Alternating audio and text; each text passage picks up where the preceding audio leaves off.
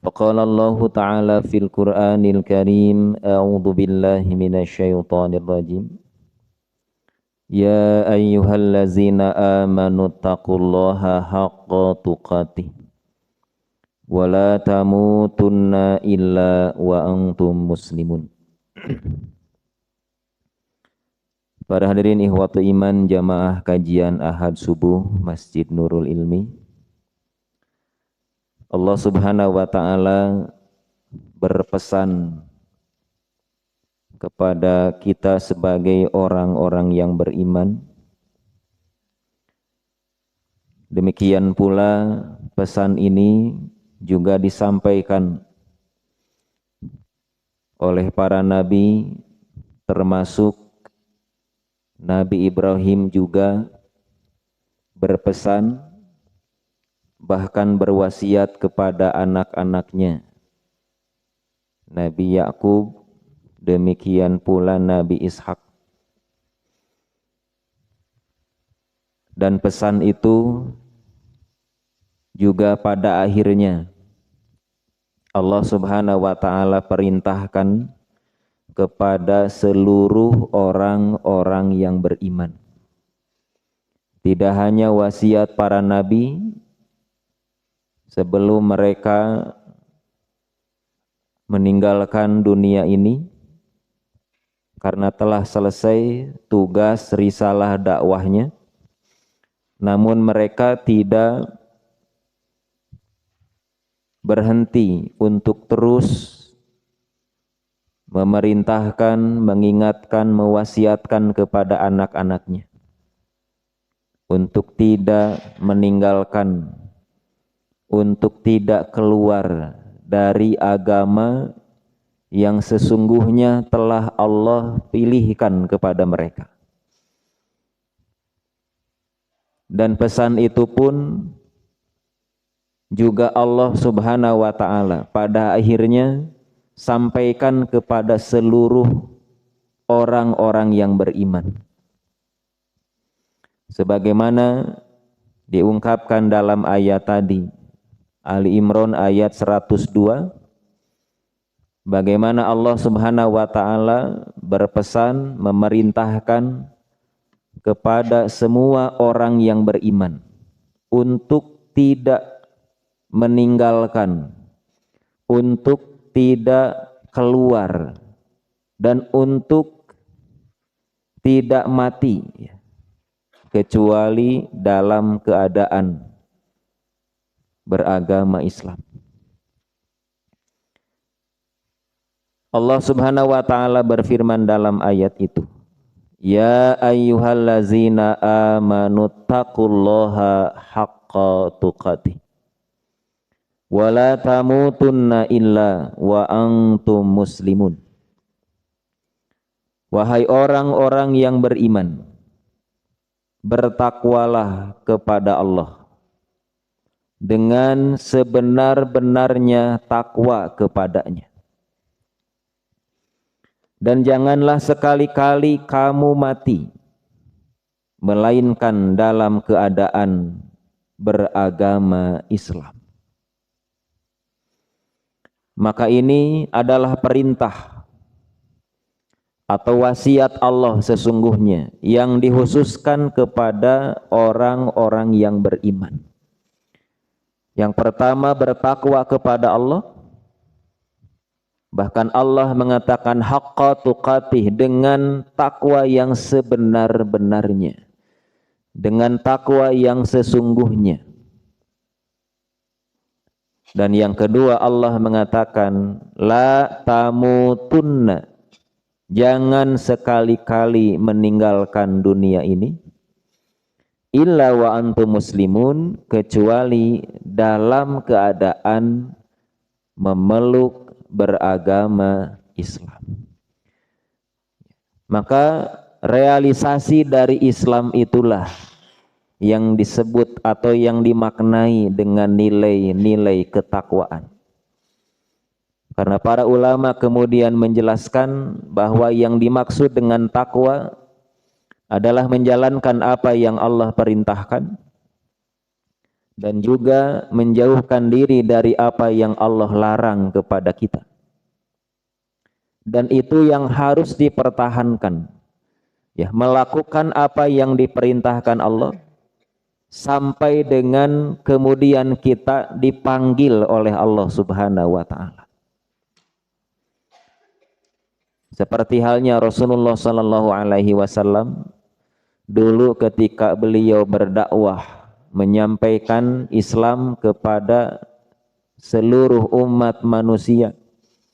Ya, sekalipun dihadapkan dengan kondisi masyarakat yang disebut dengan jahiliyah, orang-orang yang tidak tahu kebenaran, orang-orang yang dalam keadaan gelap, kemusyrikan, penyembahan berhala dan lain sebagainya, sehingga begitu besar rintangan, tantangan, kemudian juga hal-hal yang berkaitan dengan ancaman-ancaman tidak hanya agama tapi juga fisik. Tapi Nabi tidak pernah berhenti sebelum Allah memberhentikan beliau. Maka tugas dakwah pun pada hakikatnya sama.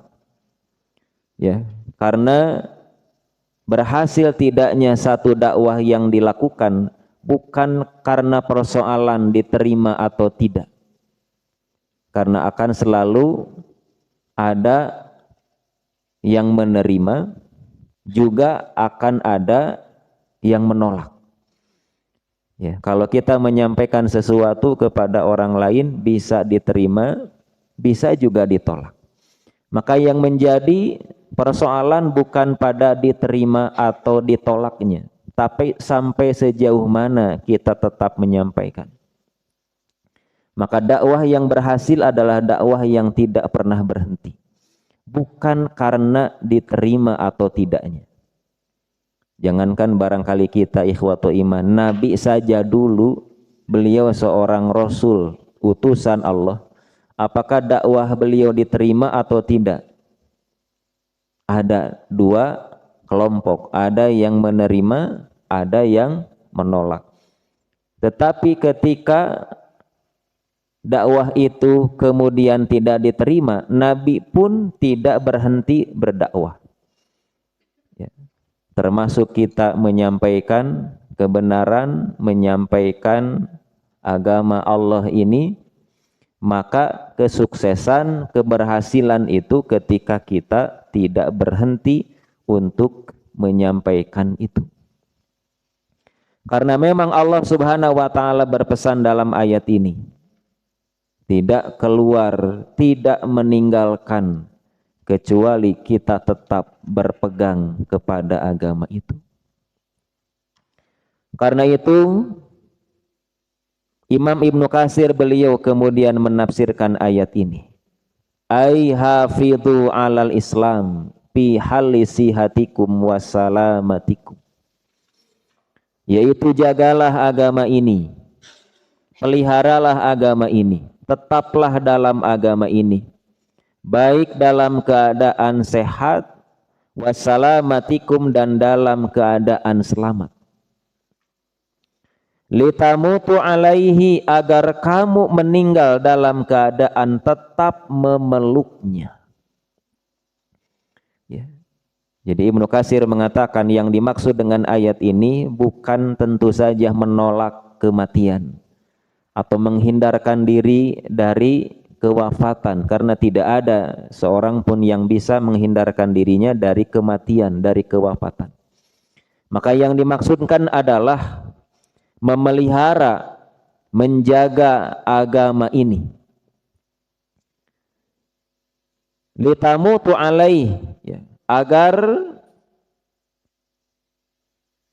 meninggal dunia tetap memeluk agama itu. Fa innal karima qad ajra'adatahu bikarumi.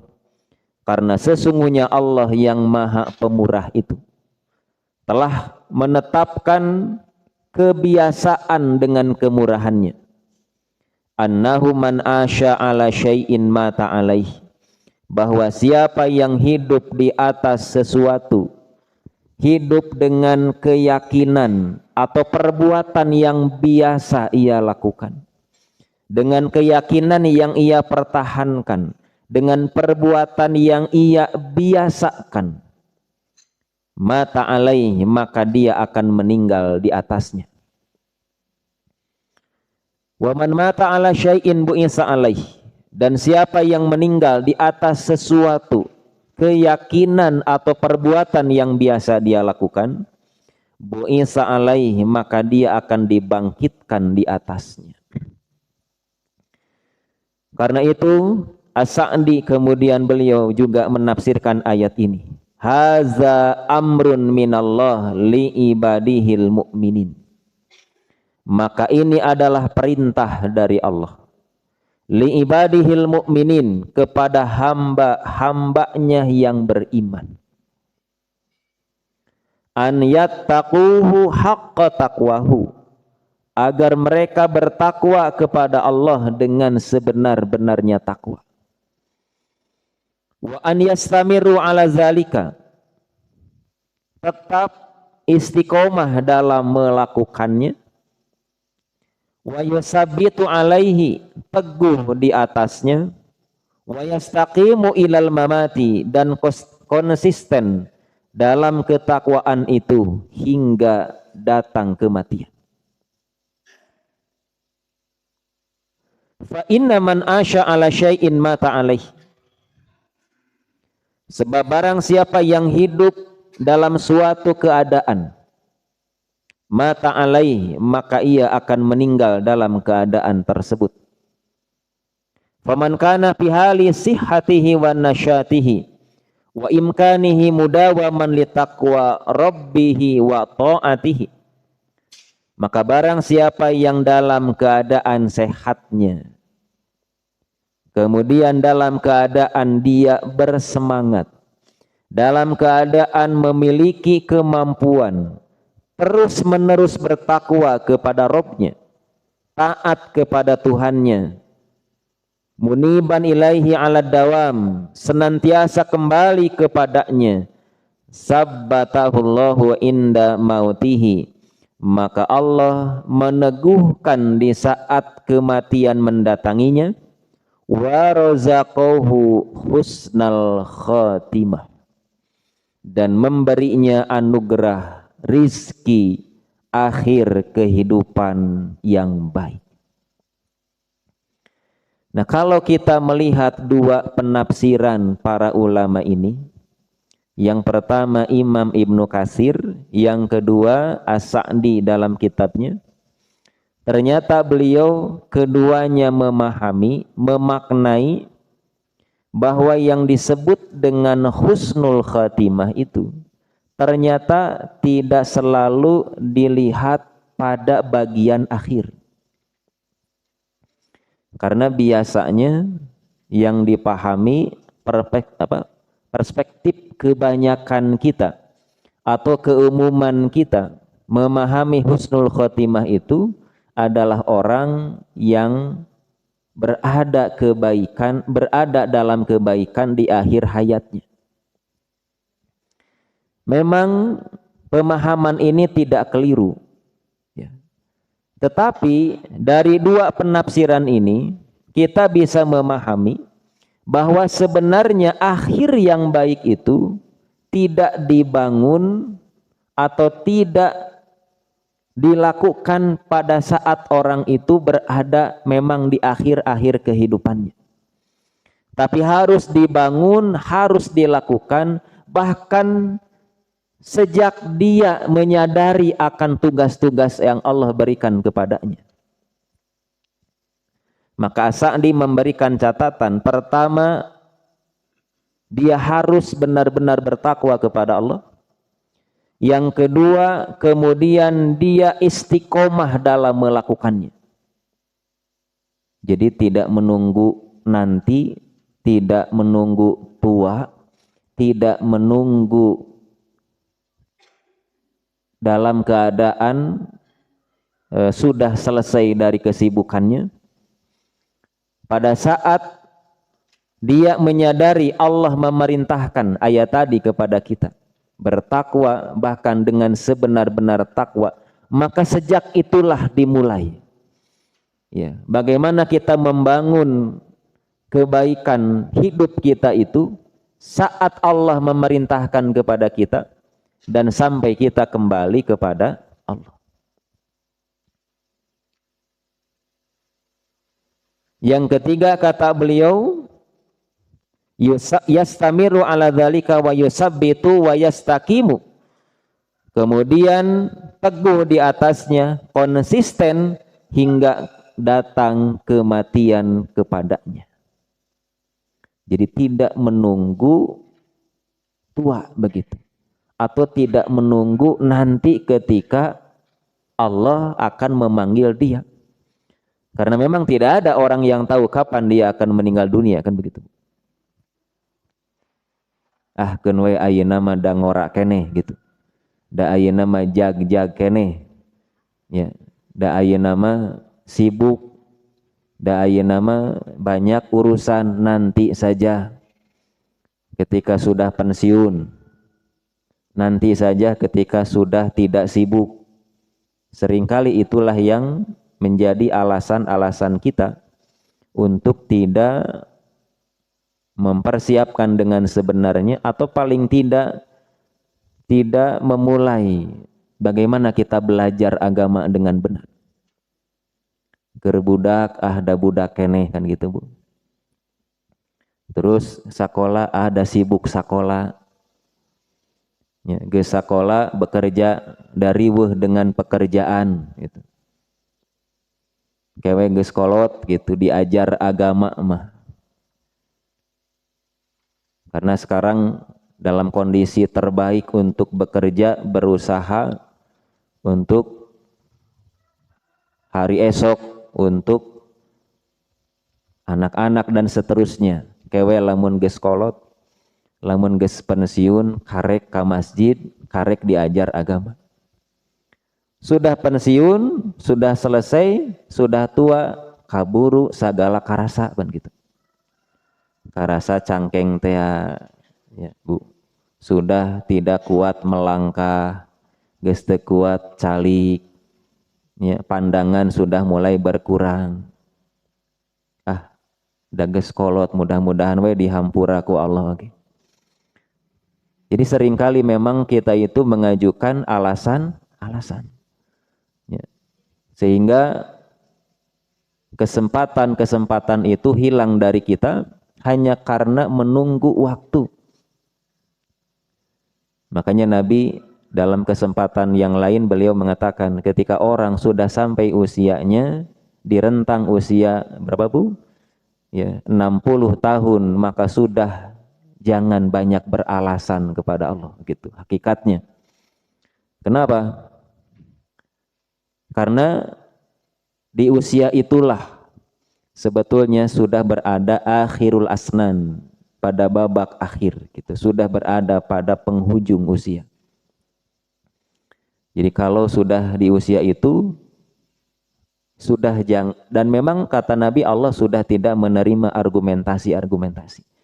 Jadi turek iraha urang diajar agama teh gitunya, Bu Pak. Lamun keur ngora pan geus kaliwat. Masa pensiun sudah atau pekerjaan sudah. Ayeuna meureunnan gitu. Ya, waktunya kita untuk memang mempersiapkan diri kita. Yang tentu bukan berarti mereka yang muda masih banyak kesempatan. Karena ajal tentu tidak melihat tua muda. Tidak harus dalam keadaan sakit, tidak harus pula dalam keadaan tua. Maka berarti semuanya harus mempersiapkan. Maka tadi pesan para ulama, kalau kita sudah mendapatkan hidayah taufik dengan Allah karuniakan agama ini kepada kita, pesan para ulama tadi, para ahli tafsir, istiqomah, konsisten di dalamnya, jangan berhenti sampai kemudian Allah yang memberhentikan kita. Nah, karena itu beliau mengatakan, orang yang diberikan oleh Allah kesehatan dan dia dalam keadaan bersemangat dan kemampuan, maka terus meneruslah dalam keadaan itu sehingga kemudian dia kembali kepada Allah dalam keadaan yang memang biasa dia bangun sejak awal, Dan para ulama mengatakan itulah yang disebut dengan husnul khatimah.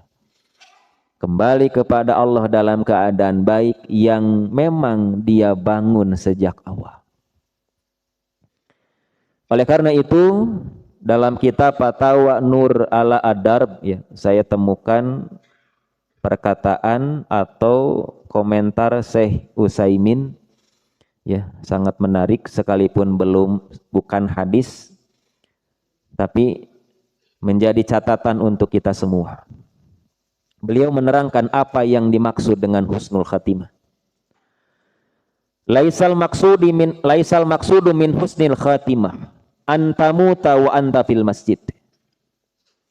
Imam Syekh Al-Utsaimin berkata, bukanlah maksud dari husnul khatimah itu mengharuskan engkau meninggal dunia wa anta fil masjid, sedang saat itu engkau berada di dalam masjid.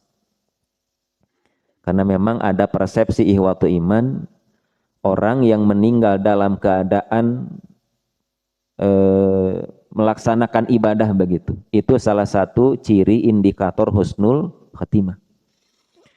Maka Syekh Utsaimin mengatakan, bukanlah yang dimaksud dari husnul khatimah itu mengharuskan engkau meninggal dunia di saat berada di dalam masjid. Karena memang tidak semua orang meninggal di masjid. Bahkan kalau kita lihat prosentasenya banyak mana orang yang beriman meninggalnya di masjid atau di luar masjid. Panungantunkeun di rumah sakit ge langkung seueur. Nah, pertanyaannya, apakah mereka tidak disebut husnul khotimah karena tidak meninggal di masjid gitu? Au ala sajadati shalah, atau di atas sajadah salat. Nuju salat punya, nuju ruku, nuju sujud ngantunkeun. Husnul khotimah. Au tamuta wal mushafu baina yadaik, atau engkau meninggal dunia sedang mushaf itu sedang berada di kedua tanganmu. Nuju ngaos Quran ngantunkeun. Sedang baca Quran meninggal dunia. Faqad mata khairul bariyah jam'a wa huwa ala firashihi. Oh, aya nu kalangkung ya, hapunten nya. Terjemahna aya nu kalangkung. Menyenak pulpen tiasa ditambihan. Kedahna kieu. Faqad mata khairul bariyah, sungguh telah meninggal dunia khairul bariyah, sebaik-baik manusia, jam'a di muka bumi ini. Sahabu, sebaik-baik manusia di muka bumi teh Kangjeng Nabi Rasulullah. Faqad mata khairul bariyah jam'a, sungguh telah meninggal dunia sebaik-baik manusia di muka bumi ini, wa huwa ala firashihi, sedangkan ia meninggal di tempat tidurnya. Kangjeng Rasul ngantunkeun di pangkonan Siti Aisyah sanes nuju perang. Padahal beliau adalah khairul bariyah, manusia terbaik di muka bumi, tapi meninggalnya tidak dalam keadaan sholat, justru meninggal di pangkonan Siti Aisyah. Mata sadiquhu Siddiq Abu Bakrin wa huwa khairu sahabah ala firasi, dan telah wafat sahabatnya As-Siddiq Abu Bakar, dan ia adalah sahabat terbaik dan juga wafat di atas tempat tidurnya. Manusia terbaik setelah Rasul adalah Abu Bakar. Beliau orang pertama, Bapak Ibu, anu percanten ka Rasul, bayangkan. Tidak pernah menolak dulu, langsung menerima apa yang disampaikan oleh Muhammad. Sahabat-sahabat lainnya awalnya menolak dulu, komo Umar bin Khattab mapan nepi ka ngamusuhan Nabi heula. Walaupun beliau menjadi sahabat, menjadi khalifah, Abu Bakar mah teu kantos nolak diajak teh. maka disebut as-siddiq, orang yang pertama membenarkan apa yang dibawa oleh Muhammad. Beliau adalah khair sahabah, sahabat terbaik, tapi ngantun kenana dina kasurna. Apakah kita tidak menyebut husnul khotimah? Tuwantun pan. Mata Khalid bin Walid ala firashi.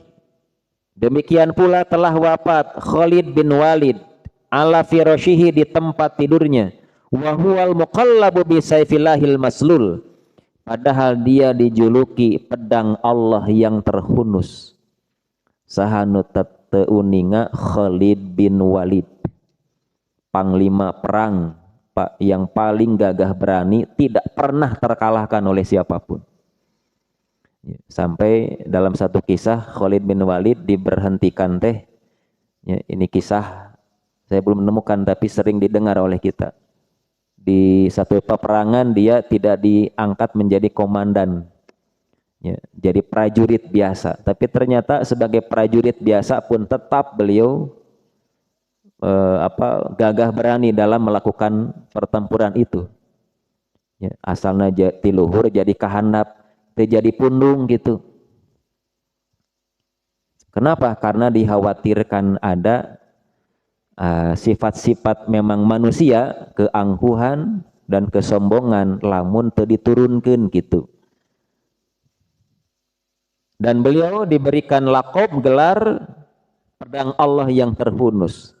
Tidak pernah satu kali pun kalah dalam pertempuran manapun. Khalid bin Walid, jenderal, seorang jenderal pasukan perang yang sangat disegani oleh musuh. Walladzi khadha mi'ata ma'rakah wa lam yakhshar ayyan minha, dan dia terjun di 100 medan peperangan lebih dan ia pun tidak pernah terkalahkan. Bu, seorang jenderal, ya, ayeuna mah gitunya, seorang pemimpin pasukan perang manapun dia lakukan, tapi meninggalnya di tempat tidur. Tidak pernah kalah dalam peperangan manapun. Nah, maka pertanyaannya, apakah husnul khotimah itu terbatas hanya pada orang yang meninggal di masjid saja?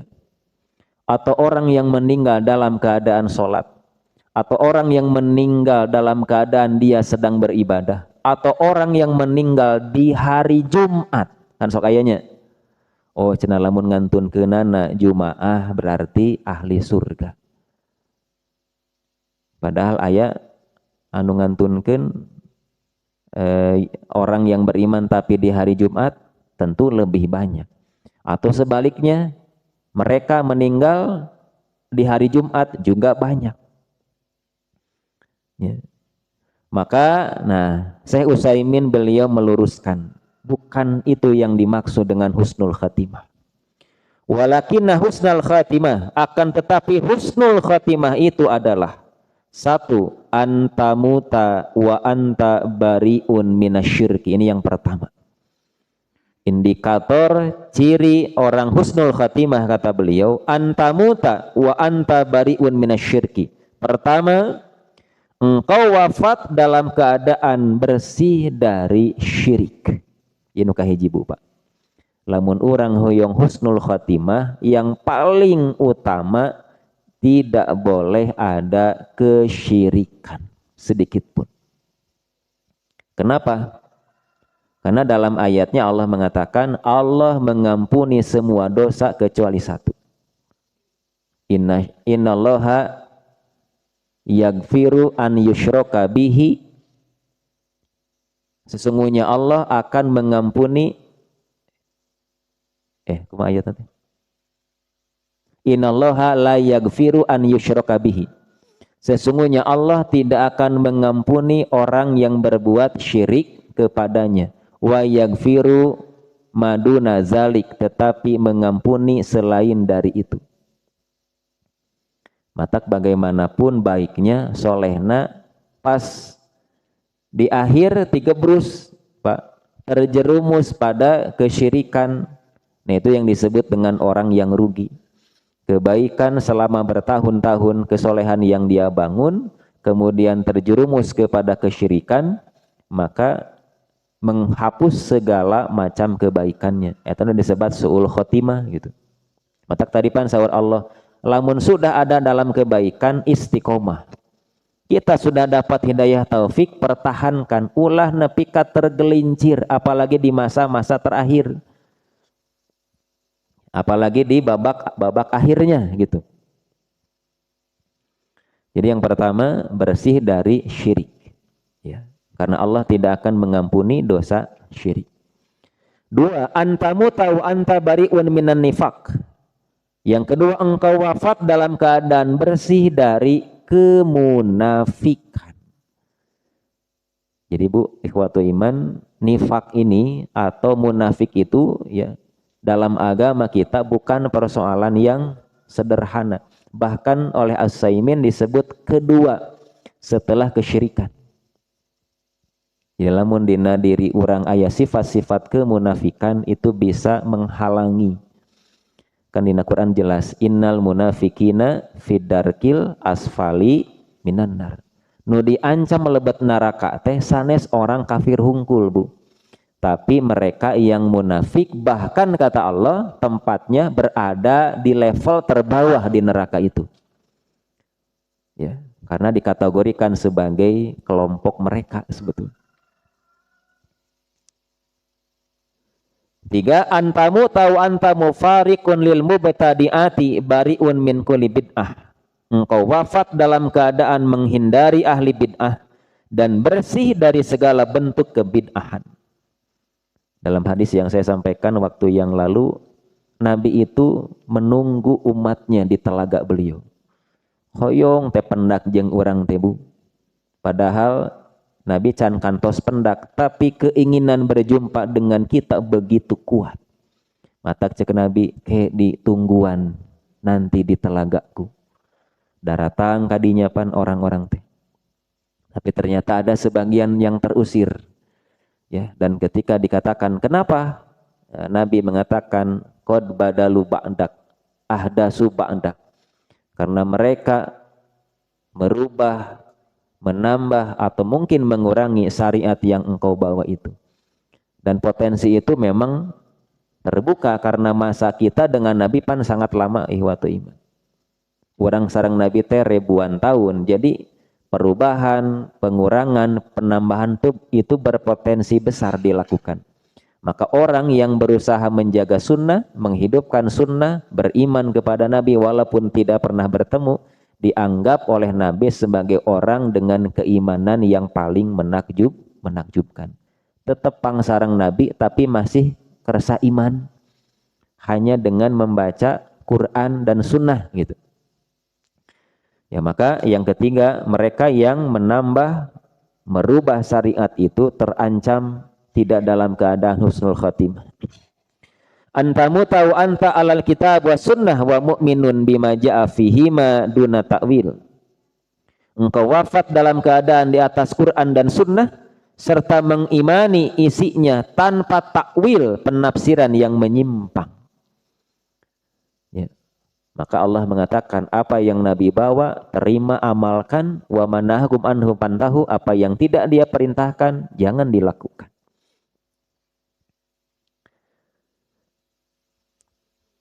Antamu tahu anta khafiful hamli min dima'il muslimina wa amwalihim wa a'radihim. Kelima, engkau wafat dalam keadaan kosong dari darah kaum muslimin, harta dan kehormatan mereka. Muaddiyan haqqallahi alaika wa haqqa ibadihi alaika. Serta engkau wafat dalam keadaan memenuhi hak Allah dan hak hamba-hambanya terhadap dirimu. Ini disebut naon Bu? Hubungan muamalah. Jadi lamun orang hoyong husnul khotimah bukan hanya kita menjaga hubungan baik dengan Allah, hablum minallah cek bahasa orang mabunya, tapi kade hablum minanas oge itu harus diperhatikan. Bagaimanapun orang soleh, rajin ibadah, tapi kepada sesama manusia ya, perkataannya masih menyakitkan, ada perbuatan yang tidak enak dan lain sebagainya ya, atau bahkan sampai dengan menumpahkan darah, berbuat kezaliman dan lain sebagainya, kata Syekh Utsaimin, ini bisa menjadi kendala untuk bisa meraih husnul khatimah. Jadi kalau hak Allah sudah ditunaikan, maka hak hamba-hamba pun tunaikan. Ya. Saling memaafkan, saling mengislahkan, ya, saling apa Bu? Menjaga hubungan baik dengan semua. Itu salah satu ciri orang yang mengharap husnul khatimah. 6. Anta mutasalimal qalbi tahiraniyah wa hasanal akhlak. Engkau wafat dalam keadaan hati yang bersih, bersih hati Bu. Niat yang suci dan akhlak yang mulia. La tahmilu ghillan wala hikdan wala baghinatan li muslimin. Tidak menyimpan kedengkian, bebaskan gitu. Tidak ada dendam, tidak ada permusuhan terhadap seorang muslim pun, gitu. Bebaskan. Ulah aya dendam, komo, gitu Bu, dengki, jeung lain sebagainya. Padahal sarua muslim keneh gitu, ya. Dan yang ketujuh, antusolliya homsaka fi waqtiha ma'al jamaah. Engkau wafat dalam keadaan menjalankan sholat 5 waktu secara berjamaah. Liman lahum haqqul jamaah wa tu'addi ma faradahullahu alaik. Dan bagi mereka yang berhak melakukannya berjamaah, serta engkau wafat dalam keadaan telah menunaikan apa yang telah Allah wajibkan atasmu. Inilah yang dimaksud dengan husnul khatimah menurut Syekh Utsaimin. Jadi tidak hanya bagi mereka yang seperti tadi disampaikan atau dalam perspektif kita sebagai kebanyakan manusia, tapi mereka yang disebutkan oleh Syekh Utsaimin dengan 7 kelompok orang itu. Maka demikian pula termasuk ketika seorang hamba telah diberikan hidayah taufik oleh Allah. Ini yang paling mahal. Dan dia terus-menerus menjauhi semua yang menyebabkan kemurkaan Allah. Naon kira-kira naya yang menyebabkan yang menyebabkan Allah tidak suka dengan saya. Bahkan menyebabkan Allah murka. Dan dia tidak pernah berhenti untuk terus bertaubat dari segala dosa dan maksiat. Kemudian dia semangat dalam melakukan ketaatan dan perbuatan-perbuatan baik. Terus dipasihan hidayah taufiku Allah. Sudah dipasihan apa Bu? Sudah diberikan cahaya iman oleh Allah. Sudah berada dalam kemusliman. Maka dia terus-menerus menghindarkan dirinya dari hal-hal yang membuat Allah benci kepadanya. Kemudian dia terus-menerus bertaubat, beristighfar, dan semangat dalam melakukan ketaatan dan perbuatan-perbuatan baik sampai akhirnya pun dia dipanggil oleh Allah dalam keadaan seperti itu. Inilah hakikat husnul khatimah. Inilah hakikat husnul khatimah. Orang diberikan hidayah taufik oleh Allah, dia jaga, pelihara keimanannya, menghindarkan dirinya dari segala bentuk yang akan mendatangkan kemurkaan Allah, tidak pernah berhenti bertaubat dan beristighfar. Dia isi hari-harinya dengan kebaikan, dengan ibadah. Sampai akhirnya dikembalikan oleh Allah. Maka itulah hakikat husnul khatimah. Karena itu Rasulullah SAW beliau pernah berkata, bila Allah menghendaki kebaikan kepada seorang hamba, kata Allah, maka Allah akan membuat dia sibuk dengan pekerjaannya. Lalu sahabat bertanya, apa wahai Rasul? Kenapa Allah menyibukkan dia dengan pekerjaannya? Nabi mengatakan, yuwaffiquhu li'amalin salih. Allah berikan taufik kepadanya untuk senantiasa beramal soleh. Teki engkewe nungguan engke, tidak. Ketika dia punya kemampuan beramal soleh, dia lakukan. Ketika dia punya kemampuan kebaikan, dia lakukan. Maka itulah diantara orang yang disibukkan, kata Nabi, dengan kebaikan-kebaikan dan menjadi pekerja bagi Allah. Di hadis kedua pun, riwayat Imam Ahmad, Rasul pernah mengatakan, bila Allah menghendaki kebaikan kepada seorang hamba, maka Allah berikan kepadanya madu.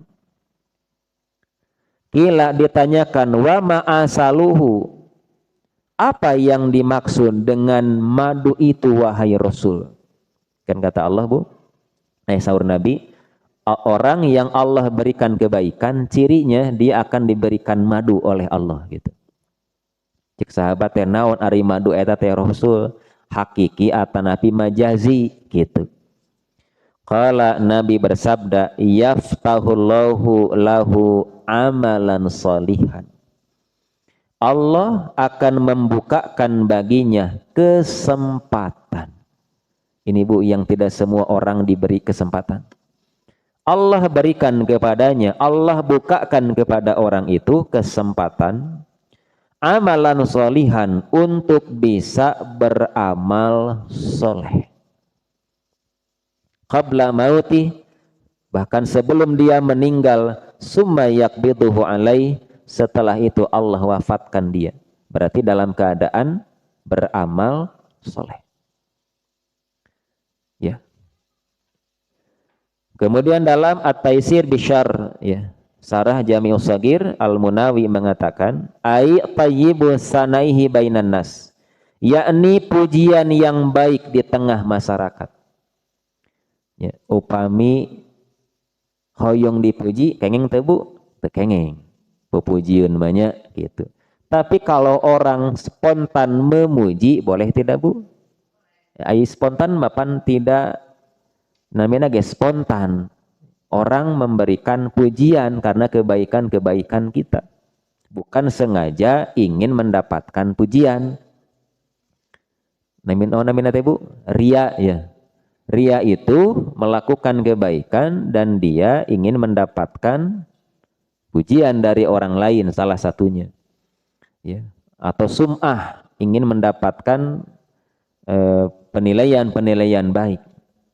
Tapi kalau kemudian orang memuji dia karena kebaikan-kebaikannya, nah, maka itulah yang dimaksudkan oleh hadis itu, kata Syekh Al-Munawi.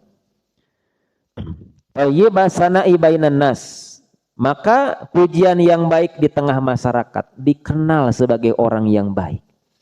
Tapi kan punya Pak, hoyong orang sadananya pasti sepakat. Tak orang teh hoyong kieu gitu. Hoyong ngantunkeun teh, ya, kita ingin meninggal dunia itu dikenang oleh semua orang sebagai orang yang baik. Ini harapan kita semua. Tak eta husnul khotimah Bu. Pan ari kedah dina kaayaan salat mah atawa dalam keadaan perang mah pan iraha orang perang teh. Tapi ketika orang mengenal kita sebagai orang yang baik, itulah husnul khotimah. Syubbiha ma razaqahullahu minal amali shalih bil asal. Maka amal soleh yang Allah karuniakan kepadanya diibaratkan sebagai madu. Alladzi huwa ta'amu shalih, karena madu adalah makanan yang paling baik.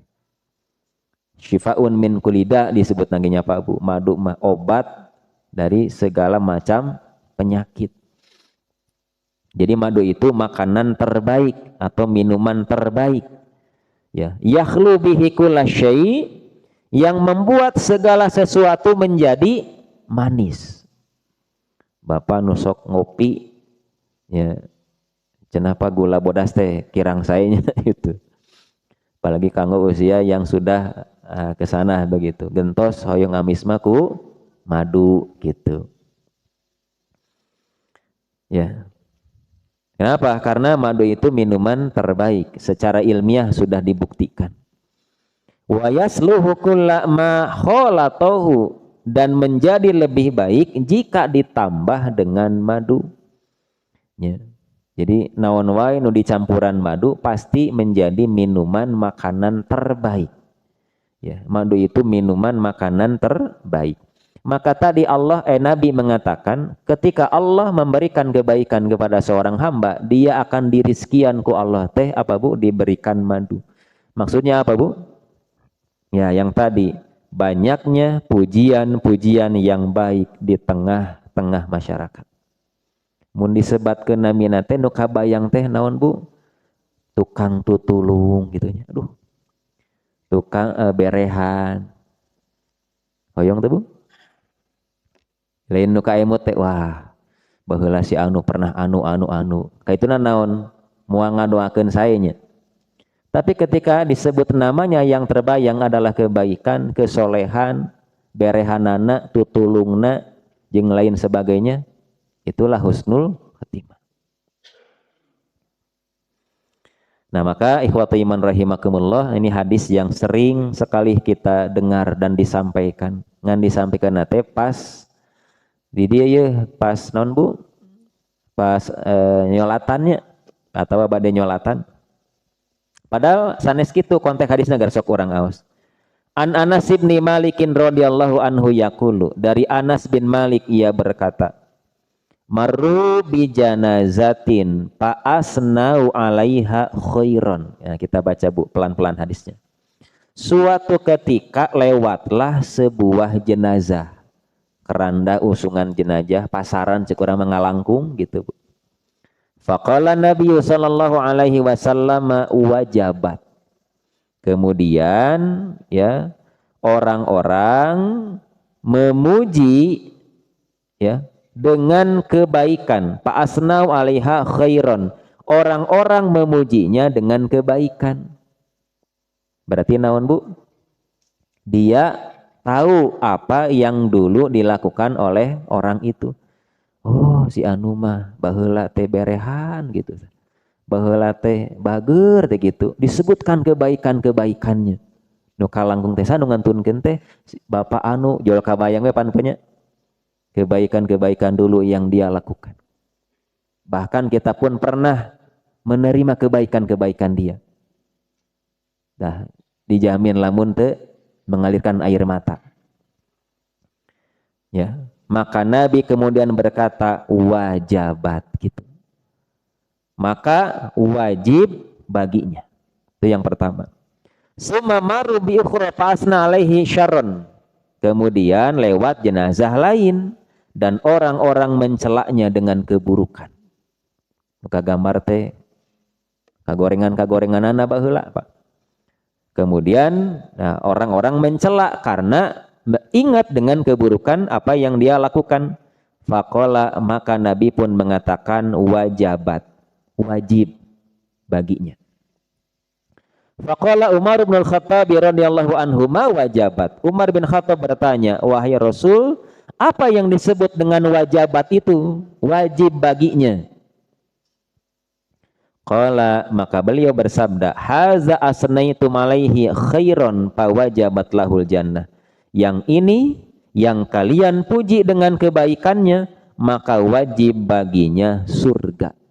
Geus pasti ahli surga. Wa hadza asnaitum alaihi syarran fa wajabat lahun nar. Sedangkan yang kalian celak nu kadua tadi teh apa Bu? Dengan keburukan, wajabat lahun nar, maka wajib baginya menjadi ahli neraka. Bukan karena pujian itu sebetulnya.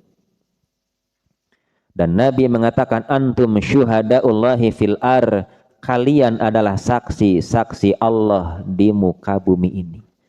Bukan karena pujian Bu. Ya. Tapi karena memang apa yang dia bangun sejak awal itu gitu.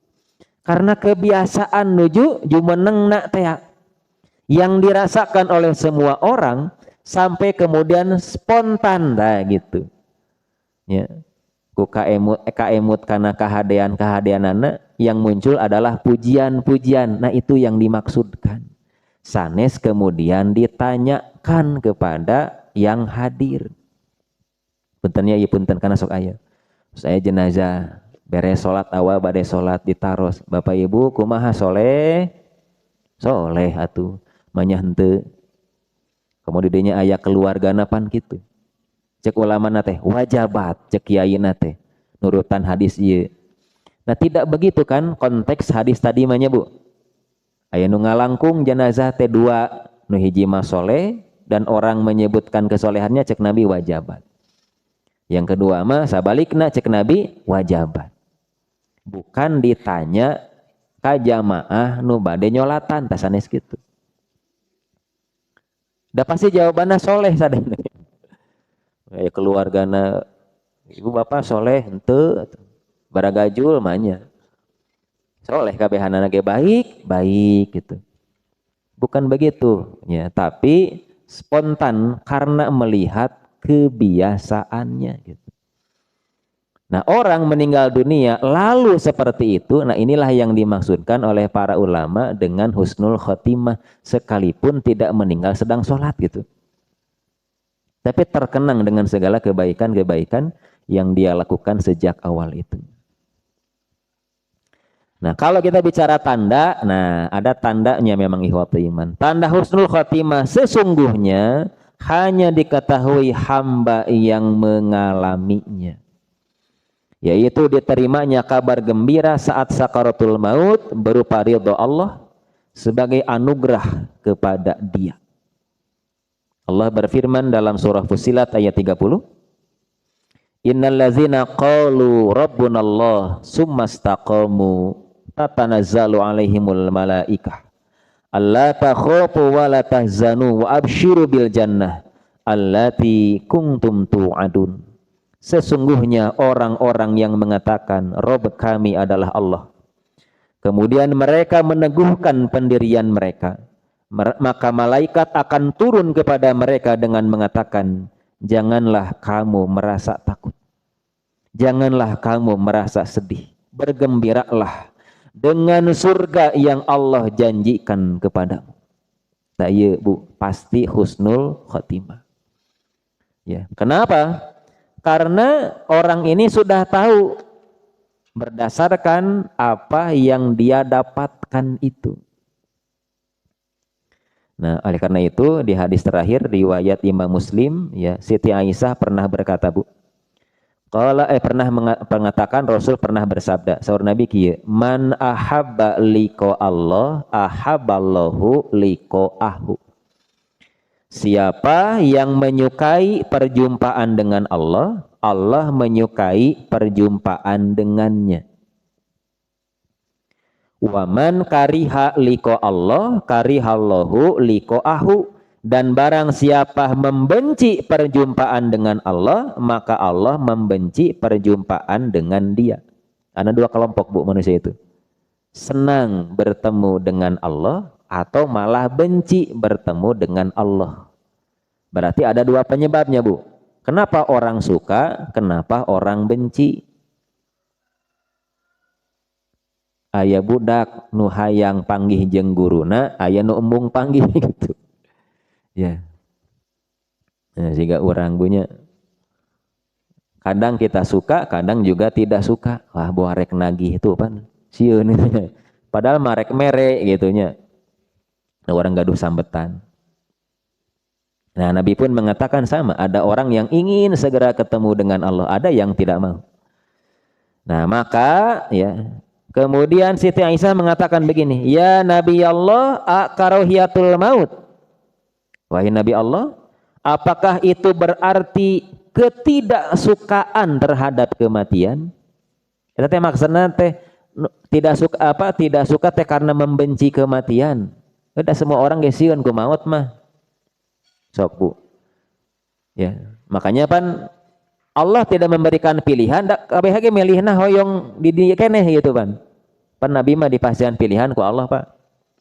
Sudah selesai tugas beliau, kata Allah teh, kumaha? Apakah masih betah atau mau pulang? Pilihan Nabi semuanya pulang. Orang mah tadi tawaran nah apa? Da pilihan lagi anggar hayang di dia keneh gitu.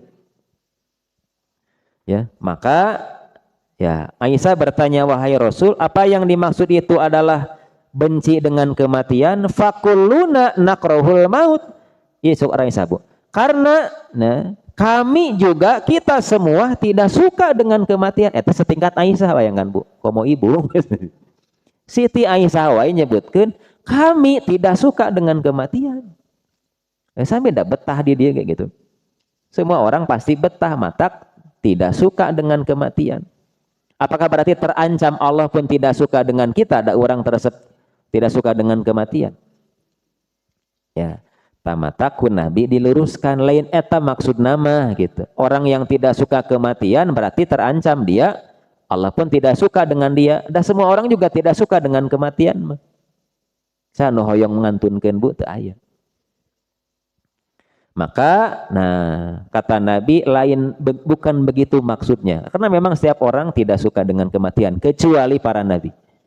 Maka Nabi meluruskan, laisa kadzalika, bukan begitu maksudnya. Walakinnal mu'mina, akan tetapi yang dimaksud adalah seorang mukmin, idza busyira birahmatillahi wa ridwanih. Ketika diberi kabar gembira dengan rahmat Allah dan ridhonya, wa jannatihi dan surganya, ahabba liqa Allah, maka ia menyukai perjumpaan dengan Allah. Fa ahaballahu liqa'ahu, maka Allah pun menyukai perjumpaan dengan dia. Pertanyaannya kapan ini bu? Nah, di hadis lain mah dijelaskan oleh para ulama termasuk Nabi bahwa yang dimaksudkan inilah pada saat kita menghadapi sakaratul maut.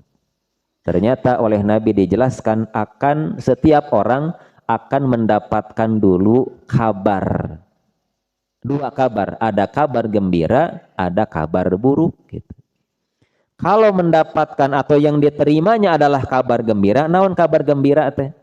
Rahmat Allah. Mata kembali ke rahmatullah teh keur nu soleh. Ya, kembali ke rahmat Allah, kembali ke ridho Allah dan melihat surga. Maka itulah orang yang ingin segera berjumpa dengan Allah dan mereka meninggal dalam keadaan husnul khotimah. Buru-buru matak cek Nabi segerakan pengurusan jenazahnya, tong diengkekeun karena orang yang soleh kata Nabi segera akan bertemu dengan nikmatnya. Wa innal kafira idza busyira bi'adzabillahi wa sakhatih. Maka ya, sedangkan orang yang kafir ketika dia diberi kabar tentang azab Allah dan murkanya, kariha liqa Allah, ia membenci perjumpaan dengan Allah. Dalam keadaan sakaratul maut, bu, meregang nyawa, ditembong ke naon siksaan neraka. Ditembongkeun bagaimana kemurkaan Allah gerabu. Dalam keadaan kesakitan ditembongkeun siksaan neraka. Kira-kira nakumaha bu? Maka Nabi mengatakan kariha liqa Allah, dia benci berjumpa dengan Allah. Wa karihallahu liqa'ahu, maka Allah pun membenci perjumpaan dengan dia. Nah, maka kalau ini yang diterima, maka ini sudah bisa menjadi penentu kemana ujungnya. Kalau kabar gembira yang dia dapatkan pasti menjadi ahli surga. Dan kalau kabar buruk yang dia dapatkan maka pasti menjadi ahli neraka. Dan ini hanya akan didapatkan bagi mereka ketika berada pada akhir hayatnya. Atau ketika berada pada sakaratul mautnya. Maka inilah yang dimaksudkan oleh ayat tadi. Allah berpesan kepada kita, ittaqullah haqqa tuqati wa la tamutunna illa wa antum muslimun. Maka inilah yang menjadi penentu husnul khotimah atau tidak, bukan hanya karena ketika berada di akhirnya, tapi apa yang sudah dia persiapkan sejak dia diberikan hidayah taufik oleh Allah dengan keimanan, dengan keislaman, ya istiqomah, konsisten, selalu dalam ketaatan dan kebaikan sampai akhirnya pun Allah memanggil dia. Mudah-mudahan Allah Subhanahu wa taala memberikan hidayah taufik kepada kita ini sampai kita kembali kepada Allah dan Allah merisikan kita kewafatan husnul khatimah.